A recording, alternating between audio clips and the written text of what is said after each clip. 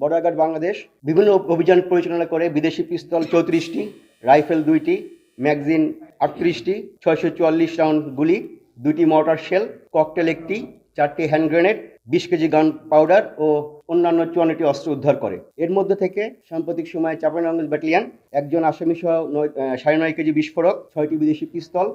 সবচেয়ে সুস্বাদু হালিম রাঁধুনি হালিম, হালিম হোক রাঁধুনি হালিম, 13টি ম্যাগাজিন এবং 29 রাউন্ড গুলি জব্দ করে। বর্ডার গার্ড বাংলাদেশ সীমান্ত সুরক্ষা নিশ্চিত করে আসন্ন নির্বাচনকে সামনে রেখে দুষ্কৃতিকারীরা বাংলাদেশের অভ্যন্তরে বড় ধরনের নাশকতা সৃষ্টি করতে না পারে এবং আমাদের নির্বাচনকে বানচাল করতে না পারে, সে লক্ষ্যে বিজিবি সবসময় তৎপর রয়েছে এবং এই তৎপরতা অব্যাহত থাকবে। এবং আমরা সকল সদস্য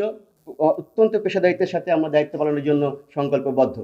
সাম্প্রতিক সময়ে যেটা আমরা দেখতে পাচ্ছি যে বিভিন্ন দেশের ভিতরে এবং সীমান্ত এলাকায় বিভিন্ন রকম অস্ত্র ধরা পড়ছে এবং একই সাথে এটার নির্বাচন বা যে কোনো ধরনের অনাকাঙ্ক্ষিত ঘটনা সৃষ্টি করার লক্ষ্যে মূলত এই অস্ত্র বিভিন্ন সময় বাংলাদেশে ঢুকে থাকে।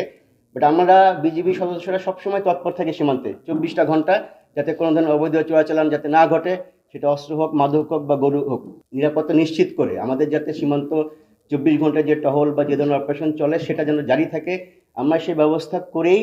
ইলেকশন ডিউটিতে নেমেছি। এবং আপনারা জানেন যে বাংলাদেশ বর্ডার গার্ড সাম্প্রতিক সময়ে বিভিন্ন একটা বড় নিয়োগের মাধ্যমে অনেক জনবল আমাদের মাঝে, বিশেষ করে গত 1 মাসে নতুন আমরা অনেক সদস্য পেয়েছি, যে কারণে বিএপিতে আমাদের কোনো জনবলের ঘাটতি নেই এবং সেখানে আগে যেরকম 18 বছর থাকে সেভাবেই জনবল মোতায়েন রয়েছে।